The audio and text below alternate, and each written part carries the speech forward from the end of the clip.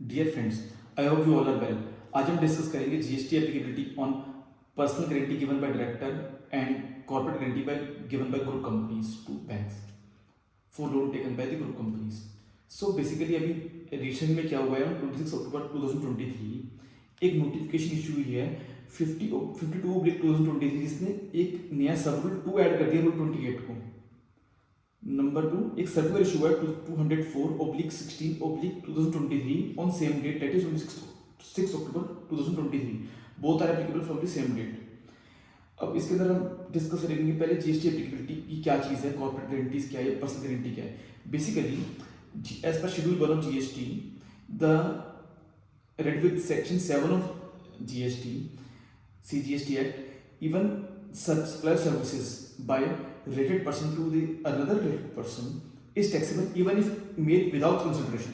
अगर consideration नहीं भी तो भी वो taxable होती हैं। अब सबसे पहला इशू है पर्सनल गारंटी का, जो सर्कुलर के अंदर भी क्लैरिफाई किया है।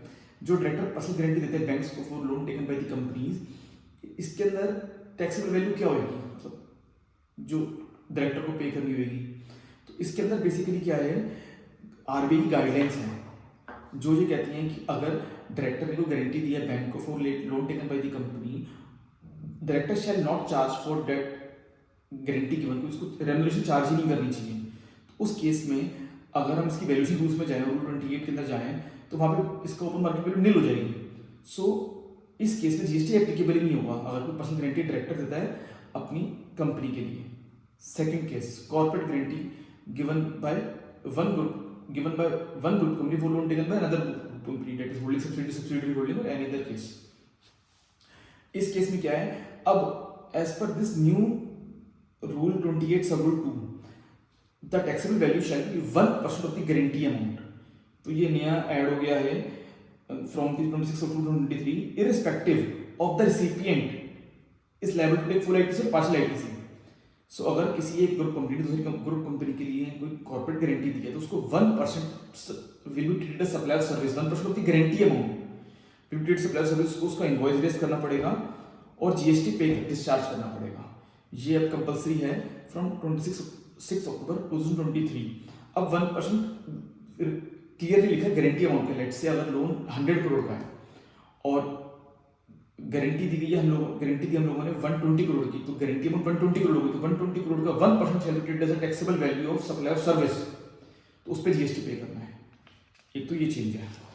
अब प्रायर 26 अक्टूबर क्या था, बेसिकली उस केस के अंदर अगर किसी कंपनी दूसरी कंपनी के लिए कॉर्पोरेट गारंटी दी है अपने रिलेटेड पर्सन के लिए सिर्फ, उस केस में अगर तो फुल आईटीसी अवेलेबल है रेसिपिएंट को, तो उसमें केस में सेकंड प्रोविजन टू रूल 28(1) सब रूल 1 हो गया जो वो एप्लीकेबल था। वहां पे ये लिखा है कि the amount declared in invoice will be treated as other tax transaction value, taxable value even if it is nil. तो अगर निल डिक्लेयर निल वैल्यू है, अगर फुल आईटीसी अवेलेबल है और एक रिलेटेड कंपनी ने अगर उस पर जीएसटी चार्ज नहीं भी किया, तो as per this proviso it was not necessary to raise an invoice.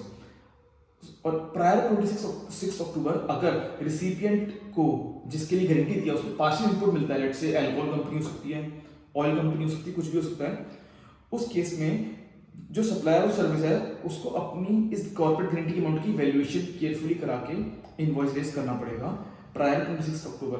अब आफ्टर 26 अक्टूबर कोई भी कॉर्पोरेट गारंटी देते हैं तो 1% ऑफ द गारंटी अमाउंट है। अब एक क्वेश्चन है कि अब ये जीएसटी 1% कब चार्ज करना है, क्या once in a life time जिस दिन गारंटी दी, लोन हुआ सैंक्शन, गारंटी दी सिर्फ तब, या एवरी मंथ एवरी ईयर, कहीं क्लैरिफाई नहीं किया लॉ के अंदर कि वंस देना है, एवरी ईयर या एवरी मंथ। तो इसके अंदर हम लोगों को रेफर करने पड़ेंगे रूल्स टाइम ऑफ सप्लाई के लिए, तो सेक्शन और रूल्स रेफर करने पड़ेंगे। तो बेसिकली इसमें ये हो सकता है, ये अगेन डिस्प्यूटेबल है, इसमें जनरली हो सकता है कि जैसे कि जो कॉर्पोरेट गारंटी एक्ट जनरली हर साल रिन्यू होती है, तो मेरे अकॉर्डिंग ये डिस्प्यूट हो सकता है कि वंस इन अ ईयर हम लोगों को ये इनवॉइस रेज करना पड़े supplier of service of corporate guarantee को to the recipient of the corporate guarantee को। ठीक है, वंस इन अ ईयर ही हो सकता है, रिन्यूअल के टाइम पे हम लोगों को इनवॉइस रेज करना पड़े। अब इशू इतना सिंपल नहीं है और इसको एनालिसिस करनी पड़ेगी case to case as per my humble opinion, my humble submission. I hope this video was useful to you. Thank you for listening patiently. Thank you.